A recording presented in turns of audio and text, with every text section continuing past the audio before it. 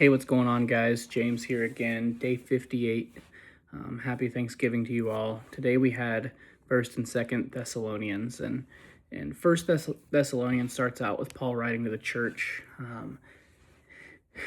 telling them how encouraged he is by the way that they've been living their new lives, and just telling them that in all the persecutions and sufferings that they've been facing, he's encouraged by how strong they've been. And they send Timothy to check in on the church, and Timothy comes back and reports good news. And this encourages Paul because Paul and Silas have also been facing suffering and persecution. So it's encouraging for Paul. And towards the end of First Thessalonians, Paul also writes to the church, encouraging them, saying that although they are facing persecution and sufferings now, those things are going to continue. And Paul's writing to them, telling them to stay strong in their faith and to continue to be joyful and hopeful, and that the biggest joy and hope that we have is that one day Christ will return again.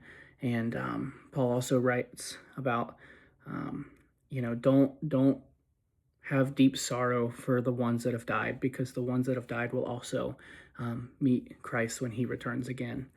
And one thing that stuck out to me at the end of First Thessalonians was Paul says that they encourage us to warn those who are lazy, and that stuck out to me because you hear so much about in today's modern church, those who kind of just go through the motions, and I think as the body of Christ, we're called to warn those who are going through the motions, and Sunday is good enough for me. Warn them that hey, we're called to work, and this is going to take work, and you have to continue to do so.